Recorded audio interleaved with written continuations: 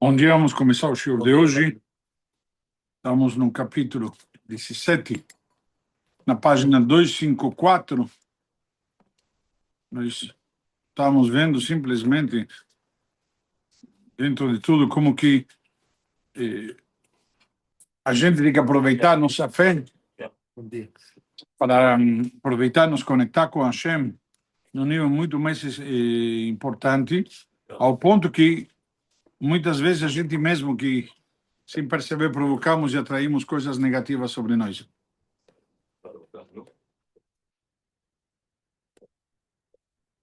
Então, o café da manhã do Poritz diz aqui, traz uma história interessante, uma parábola que o Rav Widerman ele costuma comentar sobre essa passagem. Diz que havia um Poritz era um senhor feudal, aquele que tinha as terras na Europa, etc.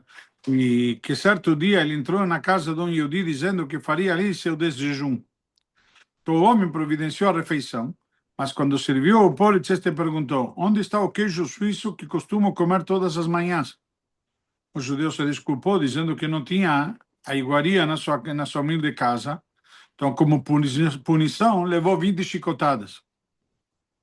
No dia seguinte, o Poritz resolveu entrar na casa de outro judeu. Ali, ele disse também que queria tomar seu café da manhã. O primeiro Yehudi que havia recebido a punição por não ter o queijo suíço avisou o amigo para que ele providenciasse a iguaria. Assim ele o fez. Quando viu o queijo sobre a mesa, o Poritz perguntou: onde está o vinho inglês para eu tomar com esse queijo? Diante da negativa do dono de casa, o Poritz também lhe aplicou a punição de 20 chibatadas. Na manhã seguinte, o Poritz foi visitar outro Yehudi da aldeia para tomar o café da manhã na casa daquele homem. Alertado pelos outros dois, ele tinha queijo suíço e vinho inglês à espera do seu ilustre visitante. No entanto, quando viu a mesa posta, o Poritz perguntou: onde estão as minhas azeitonas espanholas? Ao ser importado de que a iguaria não constava no menu, o Poritz ordenou 20 chicotadas no terceiro judeu. Um dia depois, o Poritz anunciou que sua vítima seria outro Yehudi das redondezas. Este imediatamente recebeu o conselho dos outros três para servir queijo suíço, vinho inglês e azeitonas espanholas. Sei bem o que servir ao Poritz, disse o homem, em tom enigmático. Na manhã seguinte, quando o Poritz chegou à casa dos judeus, se viu diante de uma mesa posta com uma toalha suja, louça quebrada e, pior ainda, não havia nada a ser servido. O que é isso? Vim tomar café da manhã e você não vai me servir nada? Perguntou Poritz. Diga a verdade. O que o senhor quer é bater nos judeus, não fazer seu jejum. Tudo o que eu vier a lhe servir não estará bom. Portanto, poupe seu tempo e pode começar a me bater. Ao ouvir isto, o Poritz deixou a casa envergonhado. O mesmo acontece nessa passagem da Torá. Am Israel tinha carne em abundância e sabia da Kedushá de Eretz Israel. Entretanto, sua essência era de reclamar. É disso que nós estávamos estudando, que o povo reclamava. Como a gente diz, chorava de barriga cheia. E isto é muito grave, ao ponto de Moshe dizer: Velo avitem la'alot vatamru et pi Hashem Elokeichem, ותרגנו באוהליכם ותאמרו בשנאת השם אותנו הוציאנו מארץ מצרים לתת אותנו ביד אמורי להשמידנו. Porém, vocês não quiseram subir, ou seja, entrar a Eretz Israel. Então se rebelaram contra a ordem de Hashem, seu Deus, reclamaram em suas tendas e disseram: por causa do ódio de Hashem por nós, ele nos tirou do Egito para nos entregar nas mãos dos Emoraitas a fim de nos exterminar. Ou seja, na prática, o que estavam querendo eles? Uma desculpa para reclamar. E muitas vezes acontece isso. A gente precisa reclamar. Então, Rashi explica o termo vateragnu, reclamaram, referindo-se ao Lashon Hara, a maledicência falada por Hashem, já em relação a Besinat Hashem Otanu, por causa do ódio de Hashem por nós. Ou seja, na prática, eles reclamaram porque alegaram de que Hashem nos odeia. Então, simplesmente, tudo o que ele faz... Pois tudo o que ele fez, né? Não, sim, mas tudo isso fez justamente para poder matar. te fazer sofrer depois, te oprimir depois. Então, na verdade, esse foi o argumento deles. Então, mas contudo, sabemos que Hashem ama seu povo incondicionalmente. como eles estavam renegando Hashem, lá lei, não? Acreditavam que ele os estava renegando também. E essa é uma característica terrível que pode ocorrer também nas relações Ben Adam Lachaveró entre o homem e seu semelhante. Quando você tem uma má atitude em relação ao próximo, você pensa que ele tem uma má atitude em relação a você. Você pensa, puxa, o rabino não me considera, o rabino me deixa de lado, o rabino é isso, o rabino é aquilo. E na prática, o que é? É você mesmo que tem tudo isso. E como você tem tudo isso, como se explica na psicologia, não é isso, Arthur? Projeção, como é que é? É, não, complexo de que. Não, não. Não, é? Não, Quando você tem você tem alguma coisa, então diz, o outro não gosta de mim. É projeção, é isso. Projetam os próprios defeitos. É projeção. Então, nas inseguranças, etc. Sim. Poxa, o rabino nunca me chama, o rabino não me considera. Aí ele vai. Então, o que ele faz? Vai para o Guarujá. Não sei por que ele se olhou. Para ver se o rabino sente falta dele. Eu sinto falta do Rabino. Por isso que falta muito. Ao falar sobre essa midá, diz Shlomo Amelech, o mais sábio de todos os homens, que já existiu no livro de Provérbios, no capítulo 18, versículo 8. Divrei nirgan que mitlahamim ve'em yardu hadrei batem. As palavras daquele que reclama são como golpes que ferem até órgãos internos, difíceis de serem curados. Ou já diz Rabbeinu Yonah, aquele que reclama sempre o faz em relação ao próximo e julga que todos estão contra eles. Ninguém gosta de mim, coitado. Sua natureza é a de ser vítima e perseguido. Essas feridas que ele provoca vêm do modo deturpado que enxerga a vida. Assim, quando seu próximo se preocupa, com todo o seu coração de não o prejudicar, ele continuará achando que está sendo passado para trás. Ou seja, mesmo que a pessoa se cuide muito, não adianta. Quem se vitimiza, ele vai continuar. Então, muitas vezes a intenção do semelhante é para o bem, mas esses que enxergam tudo pela ótica errada não percebem isso, invertendo toda a situação. Não há nada pior que isso. Ou seja, quando se quer fazer o bem, mas seus atos são vistos de modo contrário a isso. Já na prática isso acontece muito. Puxa, eu queria fazer o bem e todo mundo fica reclamando.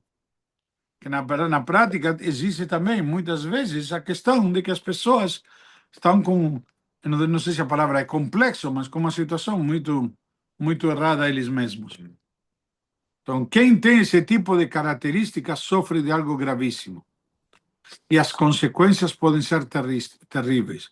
Como vimos no exemplo dos meraglim, dos espiões, que desceram a um nível baixíssimo lo aleino. Ou seja, que muitas vezes pode acontecer que isso daqui traz consequências muito desagradáveis, ao ponto que a pessoa ele vai, como chama? Vai ladeira abaixo. Entendeu? Por quê? Porque tudo começa com a percepção errada que ele tem das coisas. Que foi o que aconteceu com a Israel.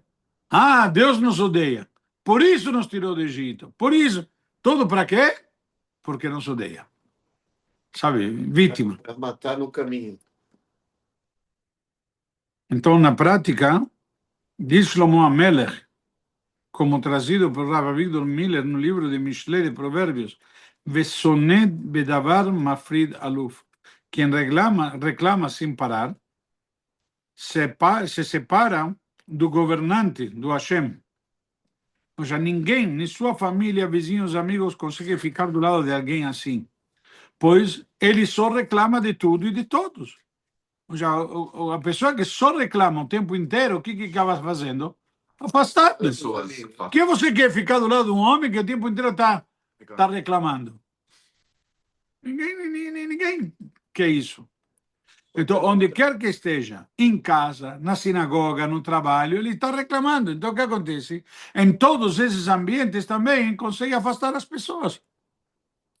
Chega uma hora que você diz, espera aí, eu vou puxar conversa com outro. Nada está bom para ele. E desse modo, a convivência com esse tipo com um tipo desses é impossível. Então, como consequência, ele se torna triste, magoado, pois sustenta a ideia de que todos querem lhe fazer mal. Ele é vítima, todos querem lhe fazer mal. Então, o que acontece? É aquilo que falamos, ele vai de mal para pior. Dessa forma, as pessoas se afastam dele e ele perde amizades. E aí, o que acontece? Ele se sente pior ainda. Tá vendo? Eu falava que ninguém gosta de mim. Então, pior ainda, como está escrito em Mishlei, o próprio Boreolã se afasta de um indivíduo assim, pois não o suporta. Chega ao ponto que até Hashem se afasta.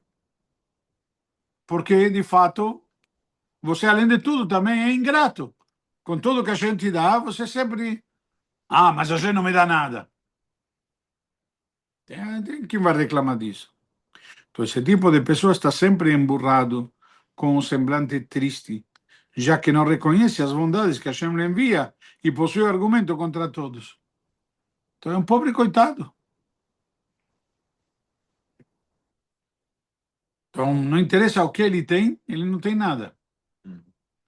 Prova que a Kadosh Baruch Hu se afasta de um tipo assim, é que está escrito, então vamos ver de onde sabemos isto, no próprio Pirkei Avot consta, que Rabbi Hanina Mendoza costumava dizer, alguém que as outras pessoas acham agradável, Hashem acha essa pessoa agradável. Mas alguém que as outras pessoas não acham agradável, Hashem também não acha agradável.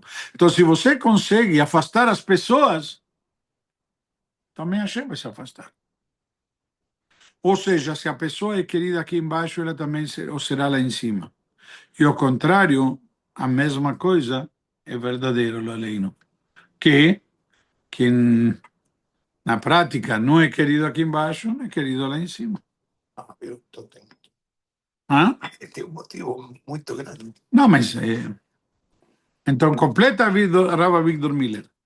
Uma pessoa que reclama, além de afastar todos à sua volta, não consegue nem conviver consigo mesmo. Porque chega uma hora que ele acaba desprezando a si mesmo, ele afasta todo mundo, aí ele passa a não gostar de si mesmo, que ele afasta todo mundo. Então, na prática, mais cedo ou mais tarde, encontrará problemas até mesmo com a sua família e amigos chegando a Hashem, pois atingirá o cúmulo de reclamar que Boreolam não gosta dela.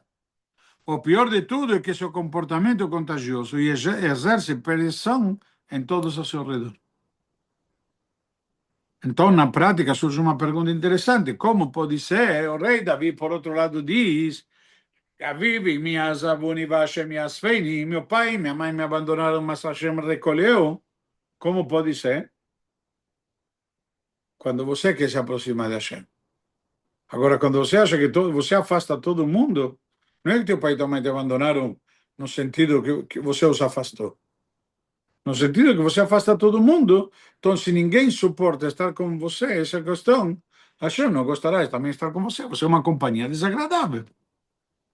E muitas vezes, essa famosa história, Arthur, para você, quando o Rav Tversky estava uma vez, ele contou que quando ele foi para Israel, e ele estava num banho termal no Yam HaMelach, no Mar Morto.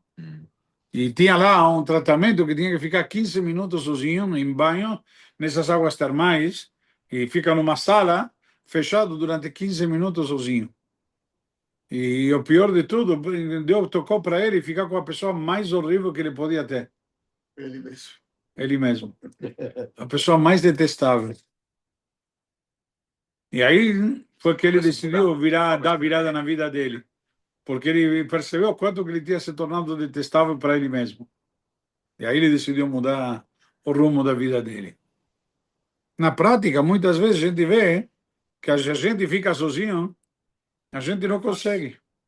É muito difícil. Porque de repente você começa a descobrir o tipo de pessoa que você é. Então, nosso dever é nos afastarmos de indivíduos assim. Então, o que significa? Às vezes, chegar a nos afastar de nós mesmos. E quando um sujeito desses volta suas reclamações para Hashem, em vez de se culpar por seus sofrimentos e melhorar seus atos e condutas, culpa a Kadosh Baruch Hu, Aleinu, tornando sua situação ainda pior, pois perderá sua paz interna e a dos que o cercam. Ou seja, ele não tem paz e não deixa tranquilo ninguém. Contra Rabbi Miller, continua Rav Miller, isso é Gehinnom. Isso é simplesmente purgatório, isso é inferno aqui na Terra. Quando a pessoa diz o inferno está lá, não, o inferno pode estar aqui. Mas quem provoca isso? A própria pessoa. Você mesmo. Não. E esse é o pior dos infernos. Deve ser pior do que aquele do, como chama, Leonardo da Vinci, o 15 dos infernos. Aqui é pior. Já é o sexto, o sétimo. Então, são seus olhos. Rav Widerman cita o Midrash Rabá sobre as observações que os Meraglim fizeram ao voltar de Eretz Israel. Qual é a passagem? Os espiões vão para Eretz Israel, vão espionar a terra de Israel, ficam lá 40 dias, 12 espiões, um representando cada tribo de Israel, homens escolhidos a dedo, voltam e falam mal da terra de Israel. 10 falam mal. 2 não é. 10 falam mal. E aí eles fazem a cabeça do povo e o povo chora. Mas um dos argumentos que eles dizem, e fomos, parecemos a nós mesmos gafanhotos, e assim éramos a seus olhos. Tem uma pergunta, Rabino. Foram 10 que falaram mal, né? E 2 falaram bem. Hoje, para nós rezarmos, né, a reza completa, tem que ter, no mínimo, 10 judeus. Tem alguma relação? De aí se aprende que um quórum mínimo é 10. De aí que se aprende. O mínimo grupo de pessoas que é chamado de quórum é lá os espiões. Como eles Edá. viram mal, agora para a gente rezar... Não, não por isso. Ah. Porque lá tinha 10 e a Torá denomina Edá. Edá é congregação. Uhum. É o menor número na Torá que é chamado de congregação. Então, de aí aprendemos quanto é o mínimo de uma congregação? 10. Então, vamos lá. Explica Rashi que os habitantes de Eretz Israel, quando avistaram os Meraglim, os confundiram com formigas em relação ao seu tamanho. Então, diz o Midrash Rabbah, que eles se considerem pequenos e os habitantes do lugar também os considerem assim. Ou seja, na prática, o que aconteceu? Eles se sentiam mal e assim eram vistos pelos outros. Diante disso, a Kadosh Baruch Hu falou, eu até posso desculpar vocês mesmos de se considerarem pequenos, mas não os perdoo por dizerem que eles os acharam pequenos. Ou já chegaram ao ponto que eles imaginaram, eles concluíram que eles nos viram como insignificantes e pequenos. Praticamente pergunta, quem disse isso? Nossos Jajamim explicam esse questionamento de Hashem. Ou seja, quem disse que vocês são pequenos? Pois o Midrash conta que eles não acharam os Meraglim pequenos, mas os tomaram como anjos e tremeram de medo deles.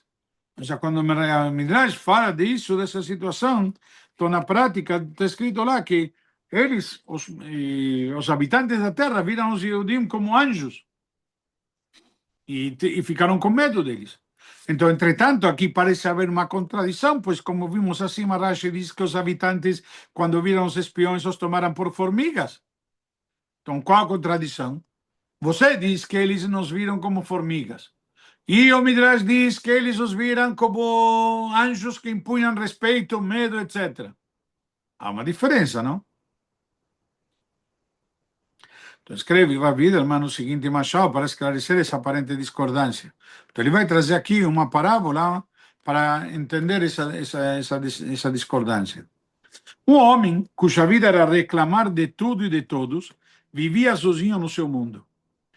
Ninguém lhe dirigia a palavra, nem no colégio onde estudava, nem na rua, nem no prédio onde morava, nem sua própria família com quem dividia a casa. Ou seja, nem mesmo suas próprias esposas e seus próprios filhos. Coitado. Ele seguia a vida carrancudo, triste e sem trocar uma palavra com quem quer que fosse. Certo dia resolveu comprar um chapéu, que já o seu estava bem velho. Assim foi à loja, escolheu um modelo bonito e saiu de lá satisfeito. Sua felicidade era tanta, devido à sua nova aquisição, que estava estampada no seu rosto.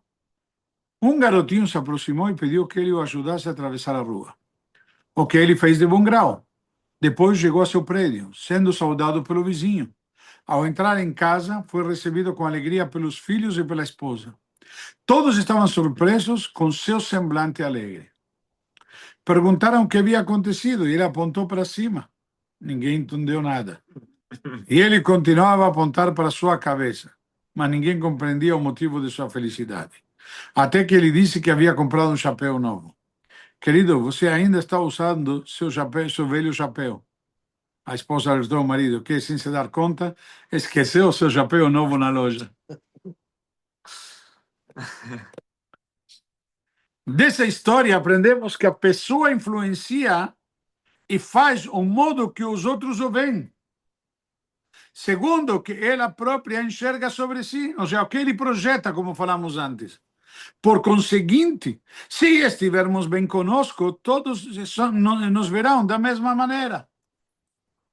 Ok? Simples. Quando você está bem, o pessoal te reflete. A vida é que nem um espelho. Te devolve o que você dá. É simples. Então, se conta que tinha um cidadão que foi alugar um quarto num hotel. Falou, imagina, esse quarto eu não quero. Falou, por quê? Cada vez que abro a porta tem um cara lá com um mal encarado me olhando. Espelho. Na prática, tudo que ele tinha no quarto era um espelho. Então, ele entrava e via um cara mal encarado. Era ele mesmo. Então, na prática, é isso que acontece. Inclusive, o Rebbe explica sobre o episódio dos espiões que se viram como gafanhotos e eles assim nos viram. Então, o Rebbe explica o que significa. Como você se sentia, é óbvio. Agora, como eles te viam? Como você pode saber como o outro te vê? Então, o outro vai te ver como você se projeta.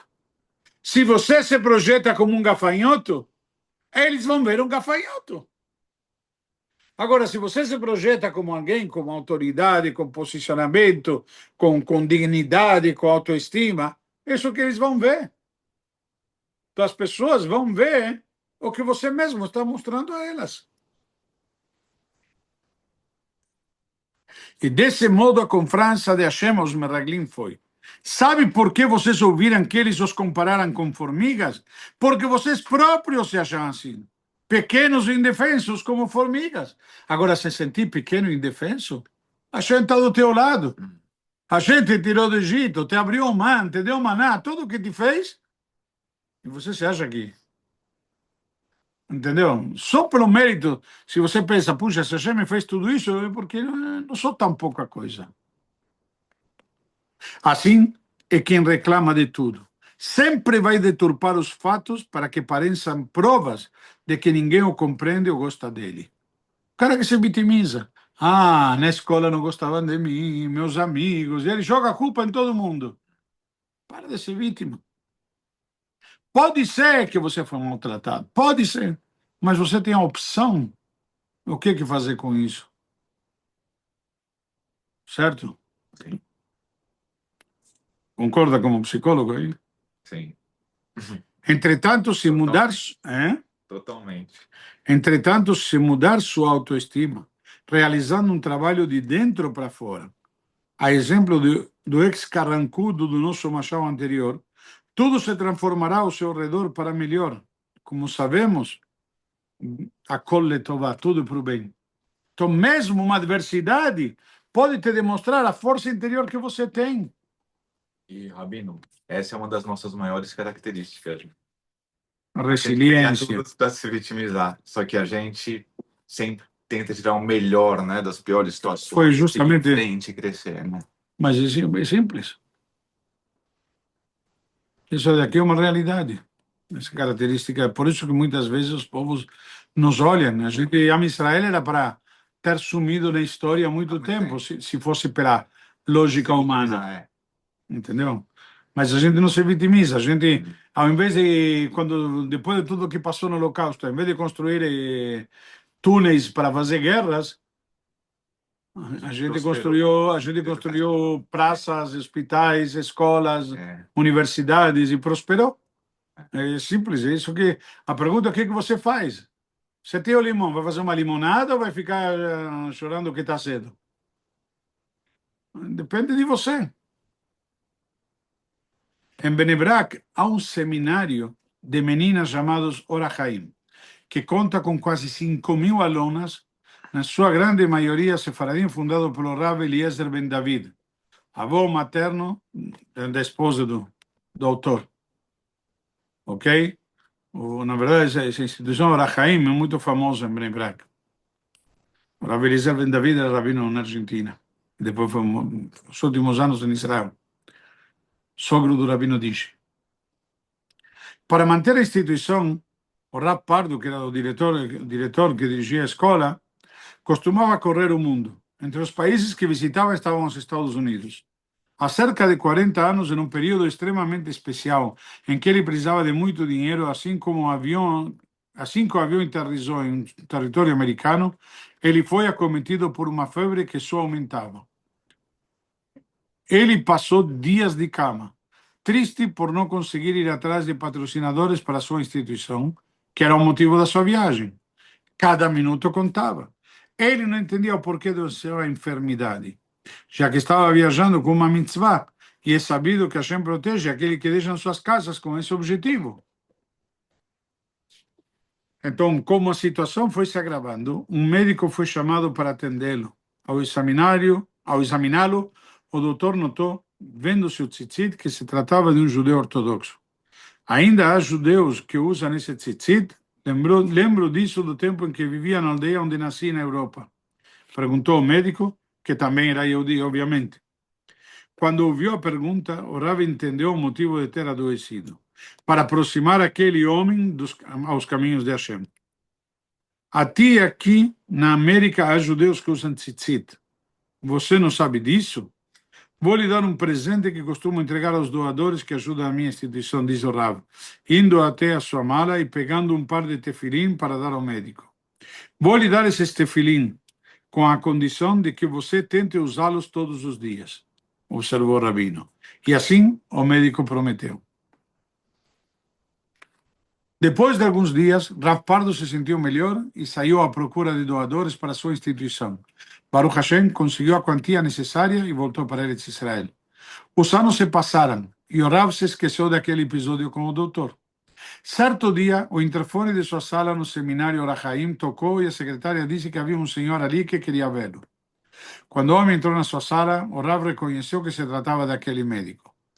Fiquei curioso para conhecer sua instituição e prometi a mim mesmo visitá-la quando estivesse em Eretz Israel, disse o doutor, emendando. Saiba que nunca deixei de colocar os tefilim que o Rav me deu. Sequer Shabbat Yom Tov.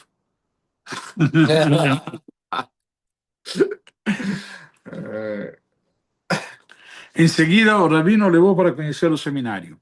Depois de ver o tamanho da instituição, impressionado, o médico disse, olha, sou solteiro, não tenho herdeiros, quero deixar toda a minha fortuna para seu seminário, depois que eu falecer. Vou escrever isso no meu testamento. O Rav ficou atônito e completou. Tem certeza? Saiba que está escrito em Pirkei Avot que a pessoa não leva nada do dinheiro que possui neste mundo para o mundo vindouro. Apenas as mitzvot que cumpriu e seus bons atos. E assim, esse seu gesto o acompanhará no Olam Haba. Dessa forma, um advogado foi chamado para registrar o desejo daquele médico. Não vai deixar o homem se arrepender. Rav Moshe Pardo concluiu a história dizendo, como fui cego quando fiquei doente naquela viagem e reclamei. Se não tivesse adoecido naquele momento, não teria conhecido esse médico. Hashem devia estar rindo enquanto eu reclamava. Por que estou doente? O que é isso? Por que acontece comigo? Sabe? Puxa, eu vim aqui para fazer uma coisa boa. Na verdade, minha missão era muito maior que arrecadar dinheiro. Era de ajudar esse médico a fazer esse ato de bondade, doando sua fortuna à instituição Rahaim, que na prática, senão, ia ficar para quem? Para o governo americano.